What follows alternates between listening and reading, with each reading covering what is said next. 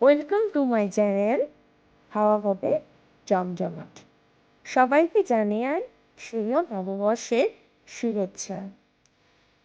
নতুন বছরের আমি আপনাদের সবার সঙ্গে নিয়ে এসেছি নতুন একটা রেসিপি, বাসন্তী পোলাও।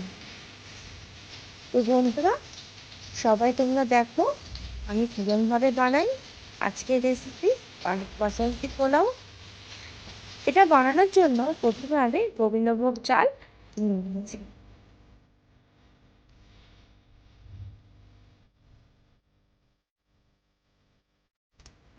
এবার এই চালের মধ্যে জল দিয়ে ভালো করে এটাকে আমি ধুয়ে নেব।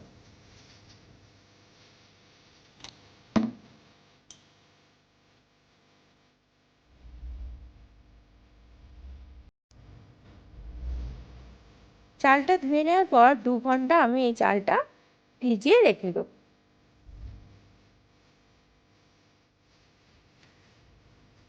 এর মধ্যে একটু মিক্সড করে নিয়েছি ফুড কালার বাসন্তী রঙের।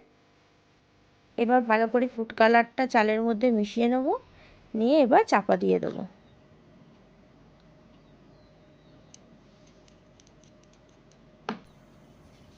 ঠিক 2 ঘন্টা পর আমি চাল থেকে জলটা সব ফেলে দেবো, দিয়ে চালের জলটা ঝরিয়ে নেবো।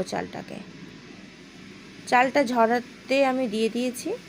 এবার এটা বানানোর জন্য নিয়ে নিয়েছি কাজু, লবঙ্গ, এলাচ, দারচিনি, তেজপাতা, জায়ফল, কিশমিশ।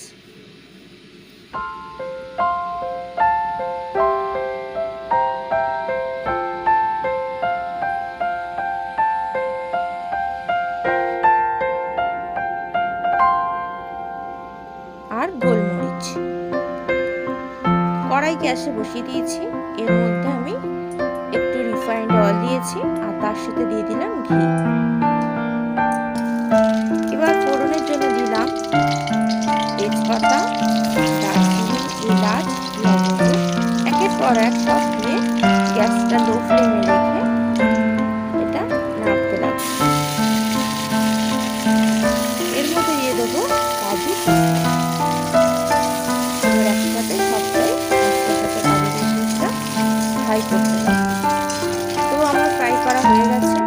এর মধ্যে দিয়ে দেবো আমি যে জল ঝরিয়ে রাখা গোবিন্দভোগ চালটা, দিয়ে চালটাও আমি ভালো করে এই ঘি দিয়ে ভেজে নেব, যেন চালে একটু জল না থাকে।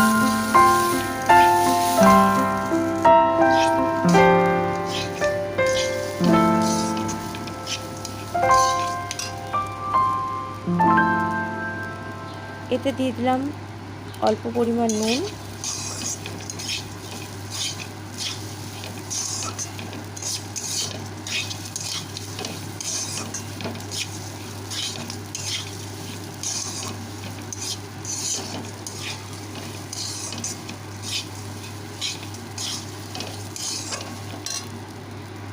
চালটা যদি ভালো করে ভেজে না হয় তাহলে পোলাওটাও খুব ভালো ঝরঝরে হবে।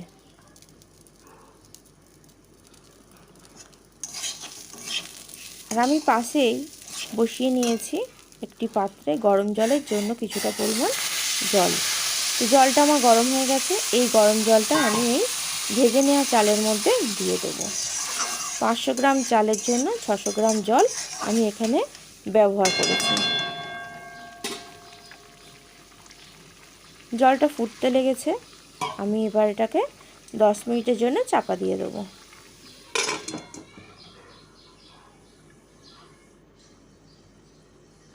10 মিনিট পর চাপাটা খুলে দেখব যে কতটা সিদ্ধ হলো।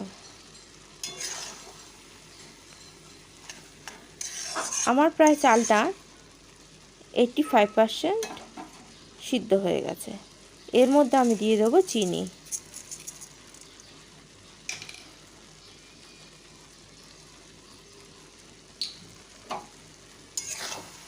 দিয়ে ভালো করে এবার আবার নাড়িয়ে নেব।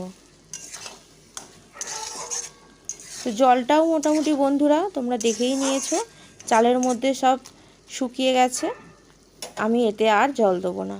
এবার এটা চাপা দিয়ে আরও আমি মিনিট 15 জন্য দম দিয়ে রেখে দেবো।